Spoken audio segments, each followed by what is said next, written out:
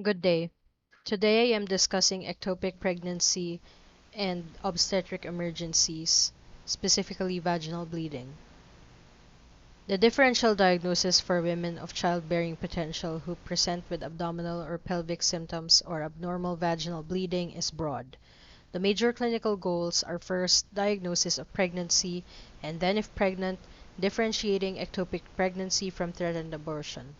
Consider ectopic pregnancy in women of childbearing age who report abdominal or pelvic pain or discomfort, vaginal spotting, or a cycle of amenorrhea, or unexplained signs or symptoms of hypovolemia.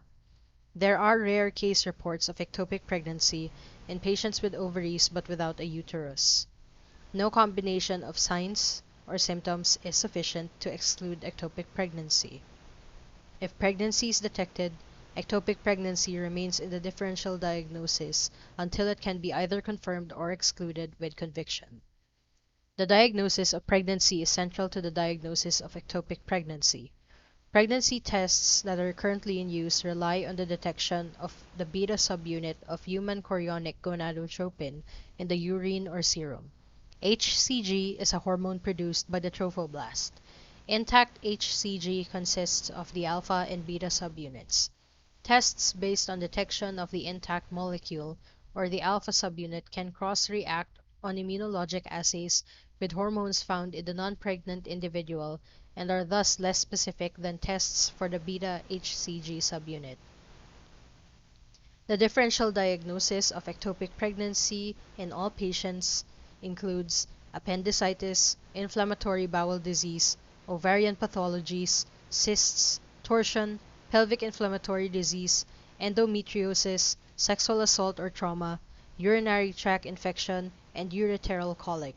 For pregnant patients, differential diagnoses for ectopic pregnancy include a normal or intrauterine pregnancy, threatened abortion, inevitable abortion, molar pregnancy, heterotopic pregnancy, implantation bleeding, and the corpus luteum cyst.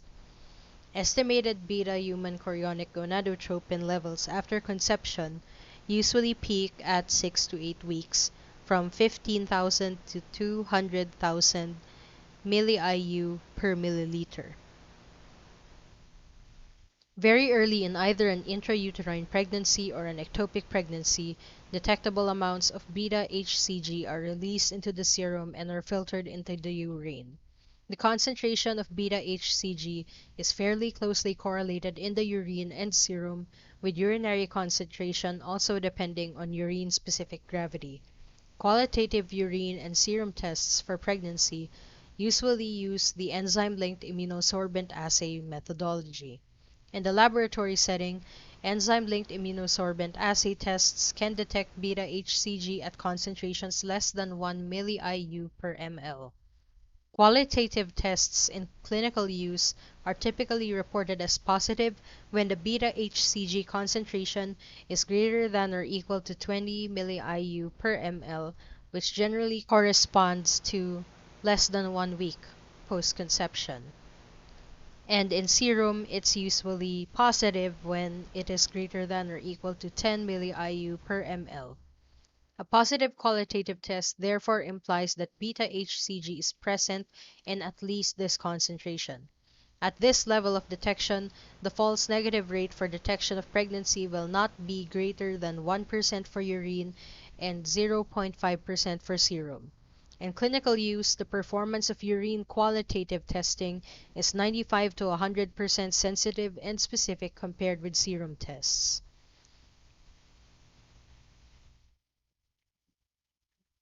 Ectopic pregnancy occurs when a conceptus implants outside the uterine cavity and is a leading cause of maternal death in the first trimester of pregnancy. The current incidence of ectopic pregnancy is difficult to determine but is probably increasing. Reasons include the increased incidence of sexually transmitted tubal infections, unsuccessful tubal sterilizations, assisted reproductive techniques, previous pelvic surgery, and more sensitive and earlier diagnostic techniques. Major risk factors will be discussed later, but a significant number of ectopic pregnancies occur in women in whom no risk factors are identified. These risk factors include pelvic inflammatory disease, a history of sexually transmitted infections, history of tubal surgery or tubal sterilization, conception with a intrauterine device in place, maternal age of 35 to 44 years old due to age-related changes in tubal function, assisted reproduction techniques, causes being unknown as the tube is bypassed in implantation, previous ectopic pregnancy, cigarette smoking, which may alter embryo tubal transport, and prior pharmacologically induced abortion. Fertilization of the oocyte usually occurs in the ampullary segment of the fallopian tube. In normal pregnancy, after fertilization, the zygote passes along the fallopian tube and implants into the endometrium of the uterus. An ectopic pregnancy occurs when the zygote implants in any location other than the uterus, the fallopian tube, or extratubal sites, which include the abdominal cavity, cervix, or ovary. Death results from maternal exsanguination after tubal rupture. The vast majority of ectopic pregnancies implant in the ampullary portion of the fallopian tube. The underlying cause is most often damage to the tubal mucosa from previous infection, preventing transport of the ovum to the uterus. Other causes include tubal surgery, defects in the ovum resulting in premature implantation, and elevated estradiol or progesterone levels, which inhibit tubal migration. Tubal implantation results in the penetration of the ovum into the muscular wall of the tube, and material blood seeps into tubal tissue. Intermittent distension of the fallopian tube with blood can occur with leakage of blood from the fimbriated end of the fallopian tube into the peritoneal cavity. The aborting ectopic pregnancy and associating hematoma can be completely or partially extruded out of the end of the fallopian tube or through a rupture site in the tubal wall. Abdominal ectopic pregnancies, which are around 1% of ectopic pregnancies, most commonly derive from early rupture or abortion of a tubal pregnancy with subsequent reimplantation in the peritoneal cavity. Cervical ectopic pregnancies occur in less than 1% of ectopic pregnancies, with predisposing factors similar to those associated with ectopic pregnancies, such as previous dilatation and curettage, previous cesarean delivery, in vitro fertilization, adhesions or fibrosis of the endometrium, prior instrumentation, infertility, and previous ectopic pregnancy. Patients develop profuse vaginal bleeding. Bimanual exam reveals a soft, large cervix when compared to the uterus, or an hourglass-shaped uterus, and diagnosis is confirmed with ultrasound. Cesarean scar pregnancy is rare but can cause massive maternal hemorrhage. Diagnosis is difficult and based on ultrasound demonstrating an empty uterine sac and cervical canal and a gestational sac in the uterine isthmus. We determine the timing and characteristics of the last few periods. The menstrual history is often but not always abnormal. The classic sign of amenorrhea from 4 to 12 weeks after the last normal period is reported in 70% of ectopic pregnancy cases. No missed menses are reported in 15% of ectopic pregnancy cases. Although vaginal bleeding is often scant, heavy bleeding does not exclude an ectopic pregnancy. We ask about previous pregnancies, pregnancy problems, and miscarriages. Typical early pregnancy symptoms may occur and may not differ from symptoms of previous normal IUPs. Discuss previous medical and surgical history, and ask about substance abuse and smoking. Ask about sexual activity and contraception. Identify risk factors for ectopic pregnancy or spontaneous abortion. Determine current medications, including over-the-counter drugs. Pregnancy in a patient with prior tubal surgery for sterilization is assumed to be an ectopic pregnancy until proven otherwise. Patients are at particularly high risk if they have undergone laparoscopic partial salpingectomy or electrodestruction tubal ligation at a young age, less than 28 years, especially 5 to 15 years after the procedure. In a woman of childbearing age, hysterectomy with oophorectomy excludes ectopic pregnancy. In the situation of hysterectomy without oophorectomy, ectopic pregnancy is exceedingly rare. A literature review identified only 27 such case reports since 1918 after both vaginal and abdominal hysterectomies. The theory is that the fistulous tract after hysterectomy enables embryo implantation in the tube or adnexe. Abdominal pain or discomfort is the most common symptom of ectopic pregnancy and is reported in 90% of ectopic pregnancies. Pain is due to tubal distension or rupture. The classic pain of rupture is lateralized, sudden, sharp, and severe. Shoulder pain due to diaphragmatic irritation from a ruptured ectopic pregnancy can also occur. Any lateral or bilateral abdominal discomfort or tenderness in a woman of childbearing age requires consideration of ectopic pregnancy. Lack of pain in a woman with vaginal spotting or bleeding does not exclude ectopic pregnancy. Apart from obtaining vital signs and focusing on the abdominal and pelvic examination, in ectopic pregnancy we have high variability, so we try to observe whether the patient presents with typical signs or not. And ectopic pregnancy is difficult to diagnose or exclude based on physical examination alone. In cases of ruptured ectopic pregnancy, patients may present in shock with no findings on physical pelvic examination or with peritoneal signs and an agnettal mass and tenderness. Cervical motion tenderness can be elicited on pelvic exam in some cases. Relative bradycardia may occur as a consequence of vagal stimulation. There is poor correlation between the volume of hemoperitoneum and vital signs in ruptured ectopic pregnancy. In cases of rupture without hemodynamically significant bleeding, a more benign abdominal exam may be present without significant alteration of vital signs. Fever is rare. In the more common situation of an unruptured ectopic pregnancy, the vital signs are likely to be normal. If an adnexal mass or fullness with tenderness is detected, it may be due to ectopic pregnancy or to a corpus luteum cyst, a 3 to 11 centimeter thin-walled unilocular cyst seen after ovulation that can cause pain and tenderness on exam, as well as menstrual irregularities mimicking an ectopic pregnancy. Cervical motion tenderness may be seen, and blood is often present in the vaginal vault. However, the pelvic exam may be completely normal. The cervix may have a blue coloration as in a normal pregnancy. Uterine size for estimated gestational age is most often normal. Vaginal examinations in stable women presenting with first trimester bleeding may add little to the clinical diagnosis, some providers moving away from routine use of vaginal examinations in initial patient assessment as long as a transvaginal ultrasound is obtained. The definitive diagnosis of ectopic pregnancy is made by ultrasound, by direct visualization by laparoscopy, or at surgery. No single or combination of laboratory tests has a sufficient negative or positive predictive value to completely exclude ectopic pregnancy or to definitively establish the diagnosis. Differences in the dynamics of beta-HCG production in normal and pathologic pregnancy are useful in the diagnosis of ectopic pregnancy. Early in normal pregnancy, beta-HCG levels rise rapidly until 9 to 10 weeks of pregnancy and then plateau. Expected post-conception ranges of beta-HCG are listed in a list that I'm going to read later. Beta-HCG levels decline in non-viable pregnancies and in successfully treated ectopic pregnancy.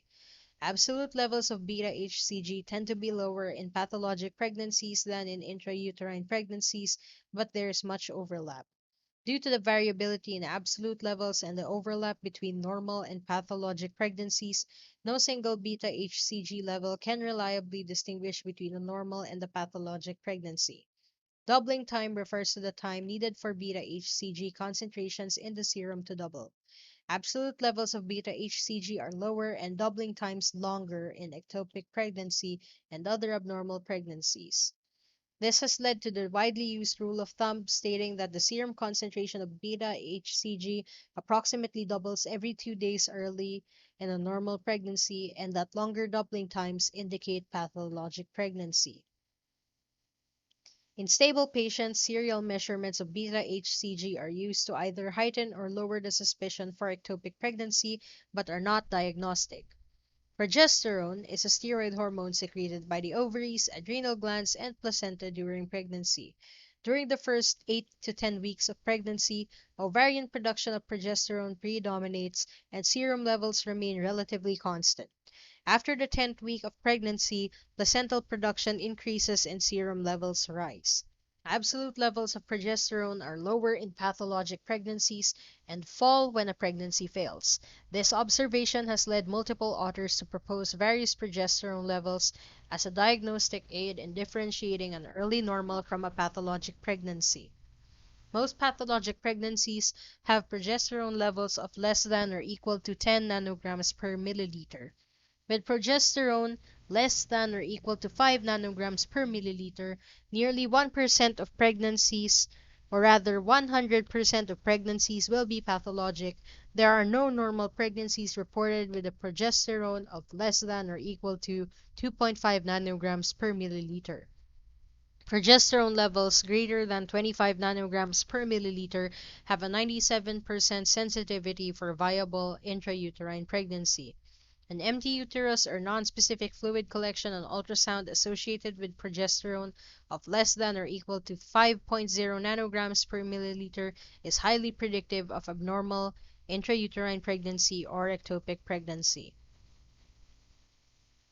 There is considerable overlap between progesterone levels in normal and pathologic pregnancy. Thus, very low values for serum progesterone should increase the clinical suspicion for ectopic pregnancy or abnormal intrauterine pregnancy, but as with beta-HCG levels, no value is diagnostic or can completely exclude or definitively diagnose ectopic pregnancy. The primary goal of ultrasound in early pregnancy is determination of a viable intrauterine pregnancy and exclusion of ectopic pregnancy. These findings may also be useful in planning therapy when an ectopic pregnancy is discovered. Additionally, ultrasound provides information regarding fetal age and viability when an IUP is present.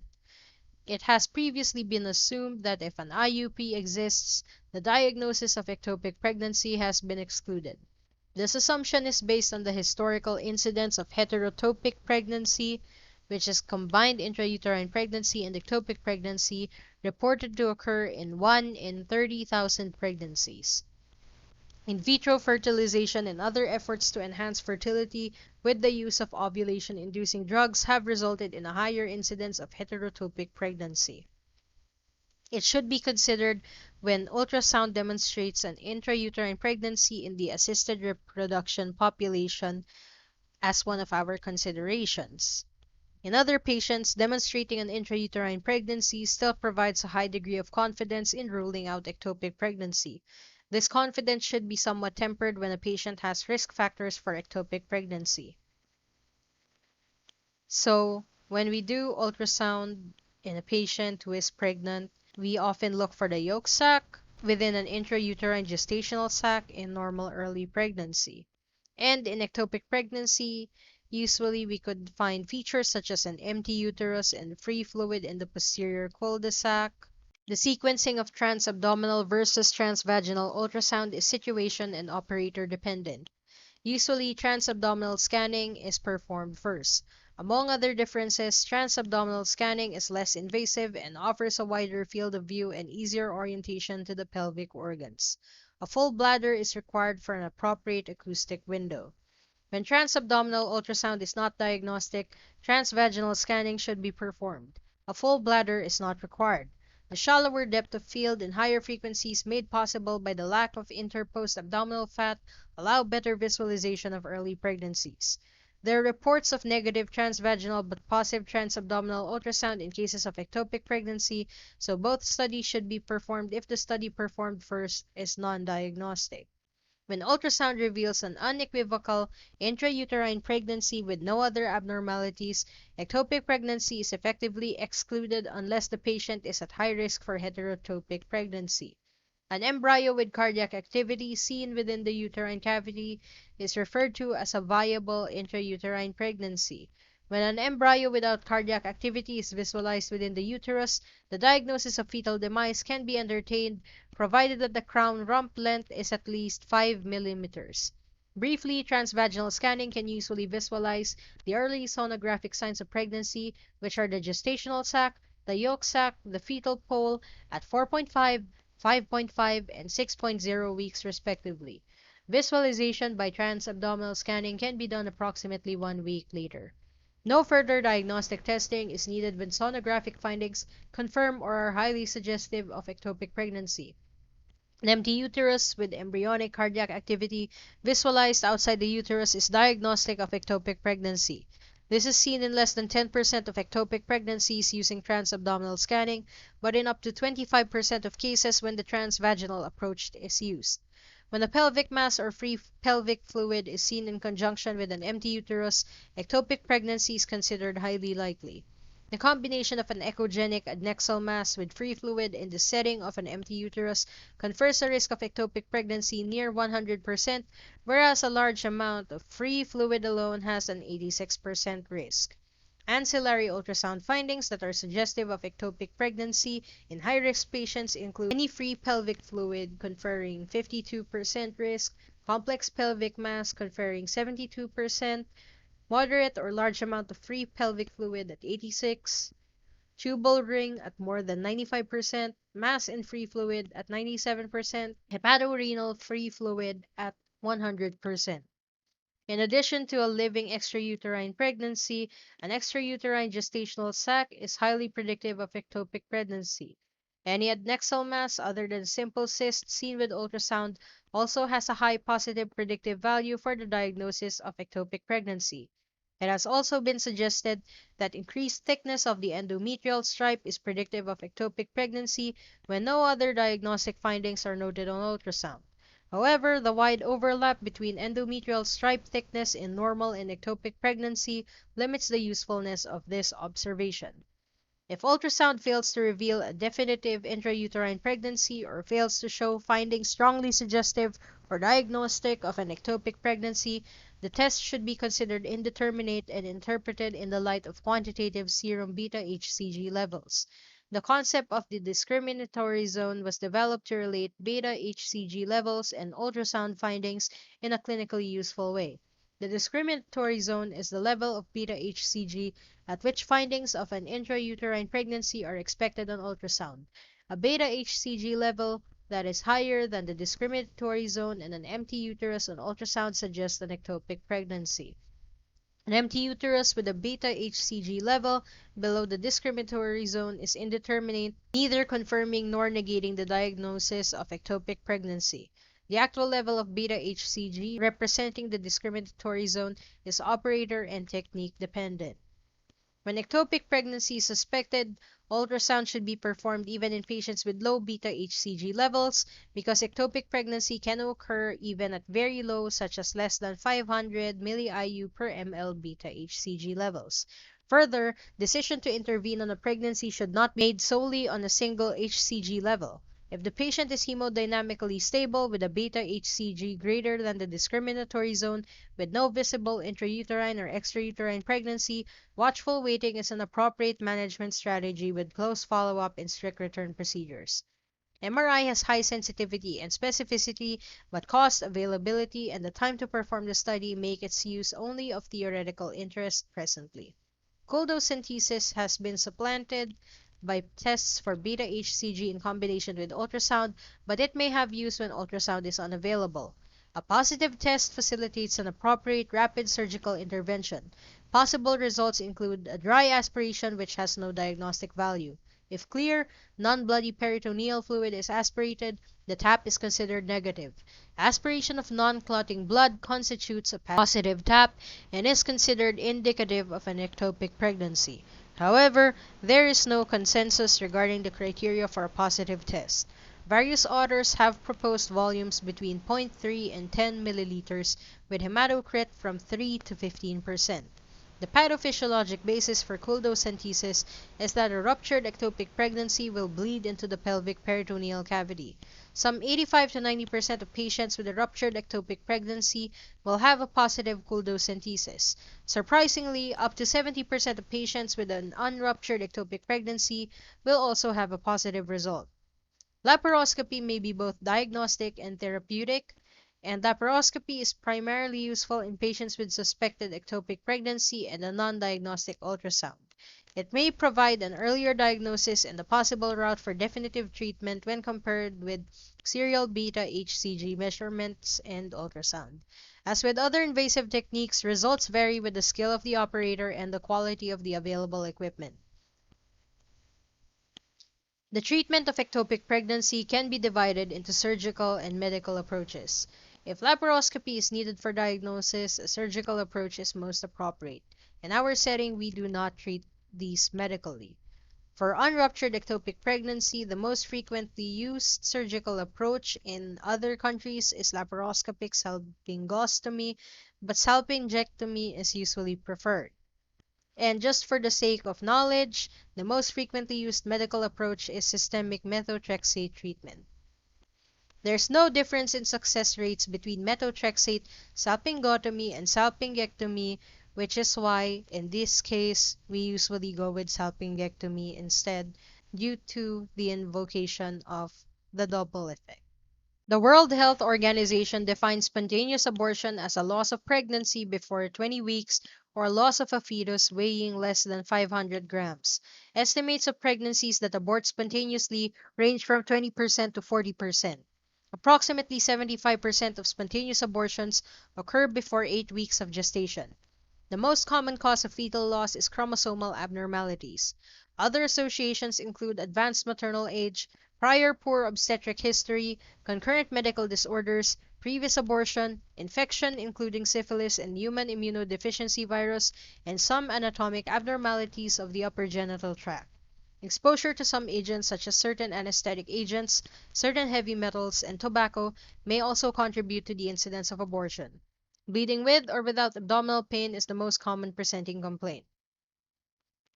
Common causes of vaginal bleeding during the first trimester of pregnancy are abortion, ectopic pregnancy, gestational trophoblastic disease, and implantation bleeding that is physiologic. When it comes to spontaneous abortion terminology, we have the following. Threatened abortion is a pregnancy-related bloody vaginal discharge or frank bleeding during the first half of pregnancy without cervical dilatation. Inevitable abortion is vaginal bleeding with dilatation of the cervix. Incomplete abortion involves passage of only parts of the products of conception and is most likely to occur between 6 and 14 weeks of pregnancy. Complete abortion involves passage of all fetal tissue, including trophoblasts and all products of conception, before 20 weeks of conception.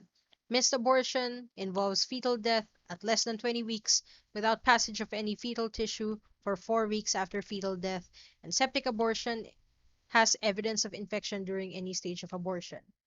In addition to the standard history and physical examination, we determine the amount of bleeding as pads used per hour to anticipate blood loss, last menstrual period, and past obstetric history. A pelvic examination is needed to define the type of abortion and to determine the amount and site of bleeding, whether the cervix has dilated, and whether any tissue has been passed. The diagnosis of pregnancy is central to the diagnosis of abortion.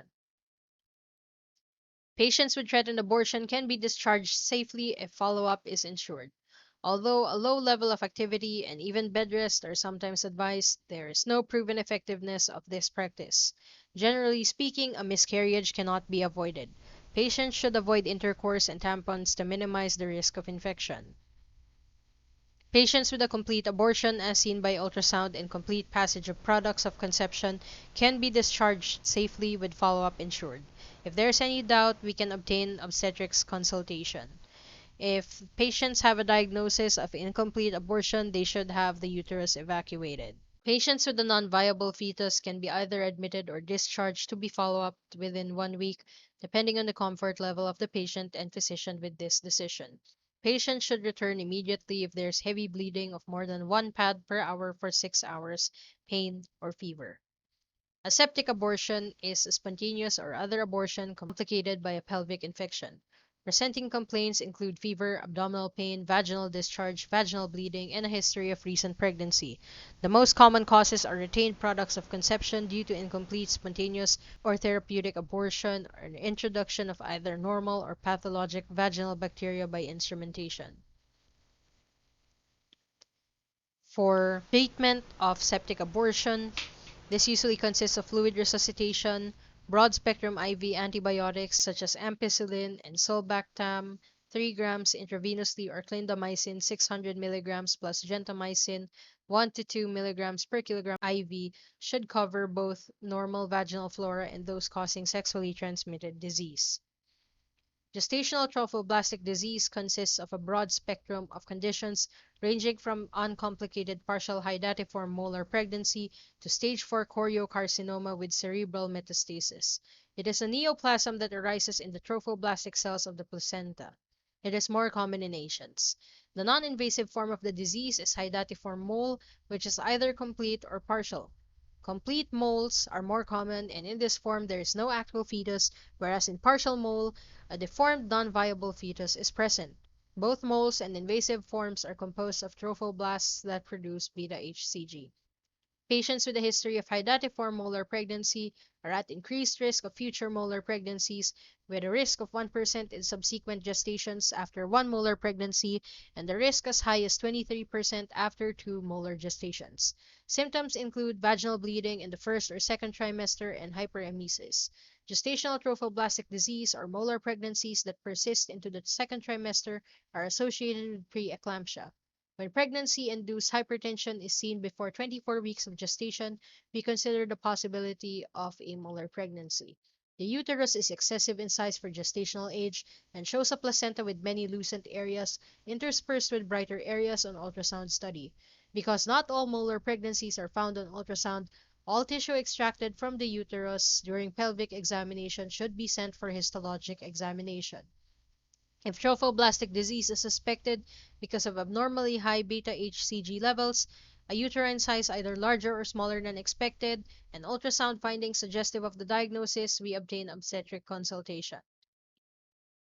Treatment is by suction curettage in the hospital setting because of the risk of hemorrhage. Beta-HCG levels that fail to decrease after evaluation are evidence of persistent or invasive disease necessitating chemotherapy. Metastasis to the lung, liver, and brain may occur, but the prognosis for most patients is very good.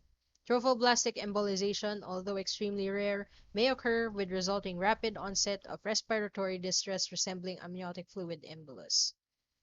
Implantation bleeding can occur as the embryo implants into the vascular uterine decidual tissue. Bleeding can be scant or like menstrual bleeding and usually occurs at 5 or 6 weeks after the last period. Pelvic examination is normal. Implantation bleeding is diagnosed only after excluding ectopic pregnancy. For vaginal bleeding in the second half of pregnancy, the causes of severe and serious vaginal bleeding in the second half of pregnancy include abruptious placenta, Placenta Previa, and Vasa Previa. All can cause severe hemorrhage. Do not perform a digital or speculum pelvic examination to assess vaginal bleeding until a transvaginal ultrasound is performed to determine the location of the placenta. Mechanical disruption of the placenta by speculum or digital examination may precipitate catastrophic hemorrhage. When transvaginal ultrasound is properly and carefully performed by those experienced with it, the technique does not cause hemorrhage. If there is no evidence of placenta previa or vasa previa, then a sterile speculum examination may be performed to determine if premature rupture of membranes or abruption is present. Abruptio placentae is the premature separation of a normally implanted placenta from the uterine lining. The incidence of spontaneous abruption is highest between 24 and 28 weeks of gestation. Abruption can cause uteroplacental insufficiency and fetal distress or demise. Maternal complications include coagulopathy, hemorrhagic shock, uterine rupture, and multiple organ failure. Abruption usually occurs spontaneously but is also associated with trauma, even minor. Risk factors include abdominal trauma, cocaine use, oligohydramnios, chorioamnionitis, advanced maternal age or parity, eclampsia, and chronic or acute hypertension. Clinical features depend on the degree of placental abruption. Mild abruption is characterized by mild uterine tenderness, no or mild vaginal bleeding, normal maternal vital signs, no coagulopathy, and fetal distress. Signs and symptoms of severe abruption are no or heavy vaginal bleeding, fetal distress, coagulopathy, severe uterine pain or tenderness, continuous or repetitive uterine contractions, and maternal hypotension or shock. Nausea, vomiting, and back pain may also be present. Consider placental abruption in pregnant women with acute painful vaginal bleeding or with acute abdominal uterine pain. Diagnosis is made by clinical features. Electronic fetal monitoring, also known as cardiotocodynamometry, is very sensitive for identifying fetal distress as a sign of placental abruption and has a 100% negative predictive value for adverse outcomes when monitoring is reassuring. Transvaginal ultrasound is fairly specific for the diagnosis, but is not sensitive for the detection of retroplacental clot because the appearance of clotted blood evolves in echo texture over time. MRI is diagnostic but requires the transport of a potentially unstable patient out of the emergency room or intensive care unit for imaging. Treatment consists of maternal stabilization, cardiotocographic monitoring to detect fetal distress, and emergency obstetric consultation. Placenta previa is a placenta that extends near, partially over, or beyond the internal cervical os. Normal placental implantation is in the corpus or fundal region, whereas in placenta previa, implantation is lower in the uterus. The cause is unknown. Although low-lying or partial placenta previa is not uncommon early in pregnancy, the placenta usually migrates to a normal position as the pregnancy nears term. Risk factors for placenta previa include cesarean delivery, multiple uterine surgeries, advanced maternal age, minority group status, cigarette smoking, and cocaine use. Patients with symptomatic placenta previa present with painless, bright red vaginal bleeding, which should be differentiated from the normal passage of blood-stained mucus that occurs near the onset of labor. There are three subclasses of placenta previa: marginal placenta previa, which reaches the internal os but does not cover it; partial placenta previa, where the placenta partially covers the internal os; and complete placenta previa, which completely covers the internal os. While proceeding with further patient assessment, we keep the vein open for fluid resuscitation, obtain CBC and coagulation parameters, and type and cross-match blood. Do not perform a digital or speculum vaginal examination until normal placental position is confirmed by ultrasound, as disruption of the cervical placental junction could precipitate catastrophic hemorrhage. Patients with placenta previa are usually admitted to the hospital for observation and fetal monitoring. Vasa previa is a rare cause of late pregnancy bleeding. In Vasa previa, umbilical vessels course in the amniotic membrane at the level of the cervical os, so that when the cervix begins to dilate in labor with membrane rupture, the blood vessels tear. Fetal distress or fetal demise may result from fetal exsanguination or vessel compression. Risk factors associated with Vasa previa are placenta previa, in vitro fertilization, velamentous insertion of the umbilical cord, and bilobed placenta. Vasa previa can sometimes be diagnosed by Doppler collar ultrasound performed early in pregnancy. Otherwise, it is seldom recognized prior to catastrophic vessel disruption during labor. Treatment is rapid operative delivery. Premature rupture of membranes is rupture of membranes prior to the onset of contractions. Membrane rupture between 37 weeks of gestation is known as preterm premature rupture of membranes. The time from membrane rupture to delivery, known as the latent period, is usually inversely proportional to the gestational age when preterm premature rupture of membrane occurs. For pregnancies between 25 and 32 weeks, 33% had latent periods longer than 3 days. For pregnancies at 33 to 34 weeks and 35 to 36 weeks, 16% and 4.5% had latencies greater than 3 days, respectively. The latent period allows for pharmacologic intervention to improve fetal lung maturity and increase fetal survival. Preterm or premature labor is labor prior to 37 weeks of gestation and is often preceded by premature rupture of membranes. Preterm labor is thought to be a syndrome initiated by multiple mechanisms, including infection, inflammation, uteroplacental ischemia or hemorrhage, uterine overdistension secondary to multiple gestation, stress, and other immunologically mediated processes. Several non-genital tract infections, including pyelonephritis, asymptomatic bacteriuria, pneumonia, appendicitis, and periodontal disease, are also implicated in preterm labor. Untreated chlamydia, gonorrhea, trichomonas vaginalis, and bacterial vaginosis infections increase the risk of preterm premature rupture of membranes and preterm labor. With appropriate patient selection, vaginal progesterone gel or suppository or intramuscular progesterone can reduce the likelihood of preterm delivery. Preterm birth is birth before 37 weeks of gestation and may occur spontaneously or as a result of premature rupture of membranes or placental abruption, or may be induced for medical reasons. Surviving preterm neonates are at risk for sepsis, neurologic defects, feeding problems, blindness, deafness, and respiratory distress. Infants weighing less than 1,500 grams or born at less than 32 weeks of gestation are at greater risk for these problems, but even infants born at 34 and 36 weeks gestation or late preterm infants may require intensive care administration for intravenous fluids, sepsis, hyperbilirubinemia, and mechanical ventilation. When checking history taking and physical examination, we have the following keys to the diagnosis of premature rupture of membranes. These include a gush of fluid and continued leakage of fluid. We usually ask the patient to perform a Valsalva maneuver while the speculum is in place to look for a gush of fluid or apply fundal pressure. We also look at the details of the contraction and determine if active labor is in process. We look at the date of the last menstrual period to calculate the estimated date of delivery and gestational age. Gestational age is the number of weeks from the first day of the last menstrual period. Vaginal bleeding raises concern for Placenta Previa. We also look at recent intercourse and fever because infection raises fetal and maternal risk. On physical examination, we measure fundal height, we auscultate fetal heart tones, and in sterile speculum examination, we search for cervical dilatation and effacement, pooling in the vagina of fluid leaking from the cervix, and if no fluid is noted, we apply fundal pressure or ask the patient to perform a Valsalva maneuver or cuff. The combination of history, nitrazine paper, and Fern testing are reported to diagnose 90% of cases of premature rupture of membranes.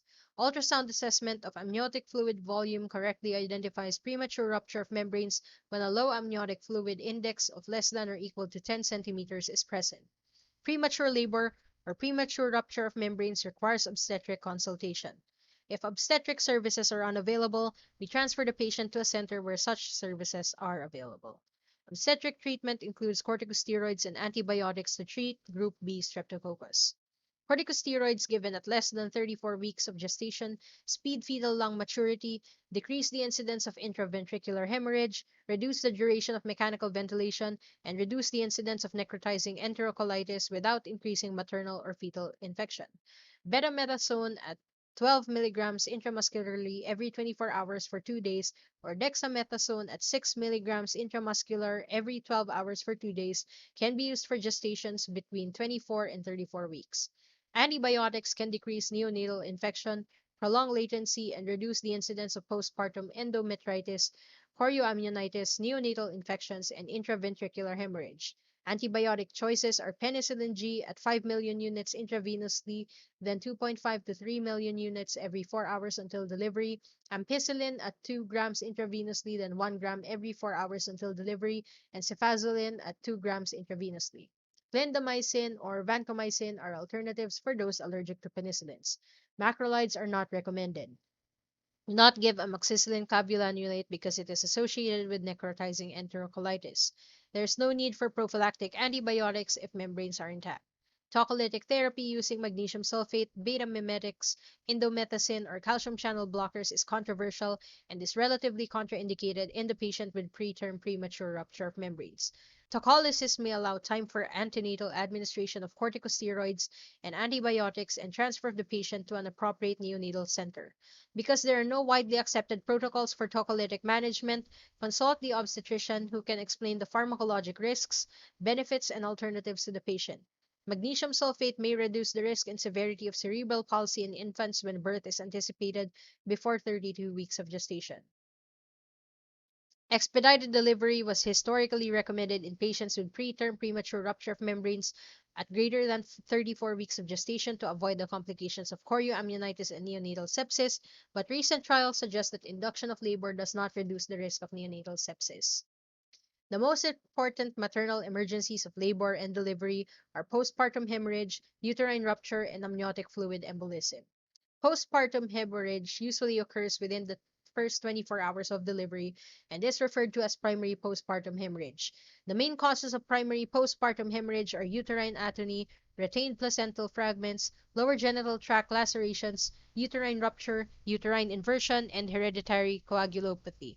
The most common risk factors are primiparity or grand multiparity, previous postpartum hemorrhage, preeclampsia, prior cesarean section, placenta previa or low-lying placenta, marginal umbilical cord insertion, transverse fetal lie, labor induction or augmentation, cervical or uterine trauma, fetal age of less than 32 weeks of gestation, fetal birth weight of greater than 4,500 grams, and prolonged third stage of labor. Secondary postpartum hemorrhage occurs after the first 24 hours and up to 6 weeks postpartum. The most common causes of secondary postpartum hemorrhage are failure of the uterine lining to subinvolute at the former placental site, retained placental tissue, genital tract wounds, and uterogenital infection. Excessive blood loss in the postpartum period is defined as a 10% drop in the hematocrit, a need for transfusion of packed red blood cells, or volume loss that causes symptoms of hypovolemia. Normally, plasma volume increases by 40% and red blood cell volume by 25% at the end of the third trimester. The hematologic changes of pregnancy can mask the typical symptoms of hemorrhage, and the first sign may only be a mild increase in pulse rate. Up to a 30% loss in total blood volume may be required before blood pressure drops. Most cases of postpartum hemorrhage are due to uterine atony. Another 20% result from cervical, vaginal, or perineal lacerations. Retention of placental tissue may account for another 10, and underlying coagulopathy is uncommon but potentially treatable. The initial steps are to begin aggressive fluid and blood resuscitation while simultaneously identifying and treating the underlying cause. Non-pneumatic anti-shock garments can be applied in combination with fluid resuscitation and uterotonics, resulting in reduced blood loss and increased maternal survival in remote settings or with delayed transport. Uterine atony is the most common cause of postpartum hemorrhage. Risk factors include preeclampsia, prolonged use of uterotonics or tocolytics, prolonged labor, multifetal gestation or fetal macrosomia, multiparity, retained placenta, and uterine infection. Initiate bimanual uterine massage. Place a fist in the anterior fornix and compress the uterine fundus against the hand in the suprapubic location. Uterine inversion mostly results from previous cesarean section or overzealous attempts to remove the placenta to manage the third stage of labor. Inversion can also occur in patients with connective tissue disorders and uterine structural anomalies. It can be a difficult diagnosis to make, especially if the fundus remains cephalad to the cervix. The diagnosis can be made with transvaginal or transabdominal ultrasound. Uterine inversion requires immediate manual replacement of the uterus. A rush balloon catheter can be applied to correct uterine inversion. Whatever technique is used, correction of uterine inversion is a very painful and difficult procedure that may require general anesthesia or tocolytic agents. Retention of placental fragments or abnormal placental implantation or placenta accreta may cause severe hemorrhage and may require emergency pelvic embolectomy, hemostatic brace sutures or B-Lynch sutures, or peripartum hysterectomy. Uterine rupture is a rare complication but carries high maternal and fetal mortality. Previous cesarean section is the primary risk factor for uterine rupture, and single-layer surgical closure of the uterus, fetal size greater than 3,500 grams, and labor augmentation increase the rate of rupture during a trial of labor. Anatomic abnormalities such as a bicornuate uterus, grand multiparity, history of connective tissue disorders, and abnormal placentation are also associated with rupture. Clinical signs of uterine rupture are persistent abdominal pain, severe vaginal bleeding, loss of fetal station, and palpable uterine defect. Fetal monitors may show fetal distress and bradycardia. The diagnosis of uterine rupture must be made clinically and rapidly. Treatment is aggressive fluid and blood resuscitation and surgical delivery of the fetus. Amniotic fluid embolus is a rare and often catastrophic complication of a pregnancy that occurs when amniotic fluid and cells of fetal origin enter the maternal circulation during labor or delivery. Most cases occur before delivery. Fetal and maternal mortality rates are high. Amniotic fluid embolism is difficult to diagnose and is usually a diagnosis of exclusion. The onset of symptoms until cardiovascular collapse can range from seconds to over 4 hours. Presenting signs include respiratory distress, hypoxia, pulmonary edema, altered mental status, seizures, sudden maternal cardiovascular collapse, disseminated intravascular coagulation, and sudden onset of fetal distress. Postulated causes are antigenic stimuli or activation of the clotting cascade when amniotic fluid enters the maternal circulation. Physiologically, the hemodynamic changes shown on echocardiogram during confirmed cases of amniotic fluid embolism are due to the acute onset of severe pulmonary hypertension, right ventricular failure with leftward deviation of the septum, and absence of pulmonary edema. Secondarily, left ventricular filling becomes impaired due to profound right heart failure, eventually resulting in myocardial ischemia. Treatment is supportive and there are no specific interventions currently available. We usually prevent and/or treat hypoxia, hypotension, and hypoperfusion. Place the woman in the left lateral decubitus position to minimize vena cava compression. Give oxygen by non-rebreather mask or endotracheal tube. Resuscitate with fluid and blood, and administer pressors to support maternal-fetal circulation until emergency delivery of the fetus is performed. Obtain emergency obstetric consultation. If the gravid patient cannot be resuscitated, perimortem cesarean delivery within 5 minutes of cardiac arrest increases the chance of neonatal survival. Drug regimens for postpartum hemorrhage include oxytocin, 10 units intramuscularly or 20 to 40 units in 1 liter of normal saline. Give 500 ml over 10 minutes, then 250 ml per hour. It's a first-line treatment for postpartum hemorrhage and is a uterotonic agent, but rapid administration may cause transient hypotension. Carboprost is a prostaglandin with side effects of nausea, vomiting, diarrhea, hypertension, and bronchospasm. We avoid it in patients with hypertension or asthma because it's a prostaglandin. It's given at 0.25 milligrams IM, repeat as needed every 15 to 90 minutes for a total dose of 2 milligrams. Misoprostol is a prostaglandin. It's not FDA approved in the United States for this indication, and side effects include nausea, vomiting, and diarrhea. Methyl Ergonomin or Methergin is an ergot, and it's given zero point 0.2 milligrams IM, repeat as needed every 2 to 4 hours to a maximum of 5 doses, and it is contraindicated in patients with hypertension or preeclampsia. For the common causes and treatment of postpartum hemorrhage, we have the 4Ts: tone, trauma, tissue, and thrombin. For tone, we perform bimanual uterine massage. For trauma, we examine for cervical, vaginal, or perineal lacerations or hematomas. We repair any lacerations, incise, drain, and appropriately ligate bleeding vessels that cause a hematoma. Correct uterine inversion with manual replacement. Uterine rupture requires surgery. For tissue, we inspect the placenta for missing fragments, which is standard as well for normal delivery. If a portion is absent, manually evacuate the uterine cavity.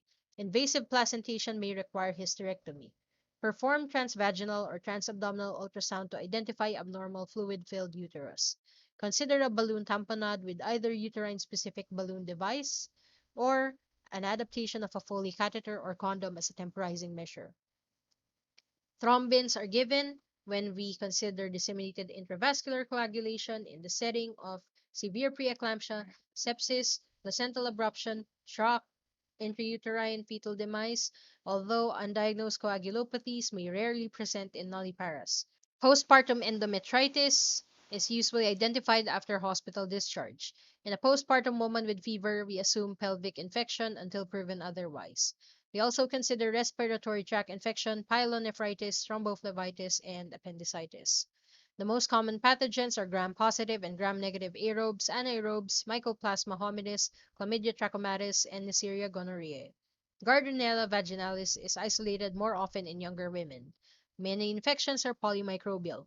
Group A streptococcal infections are less common but are increasing causes of postpartum endometritis. Symptoms of postpartum endometritis are fever, foul-smelling lochia, leukocytosis, tachycardia, pelvic pain, and uterine tenderness. Only scant vaginal discharge may be present, especially in patients infected with group B streptococci. In patients who are status post-cesarean section, there may be surgical wound tenderness and purulent exudate. Vaginal samples are of little value because of contamination with local flora. Blood cultures are rarely positive. Culture any purulent material from surgical incisions.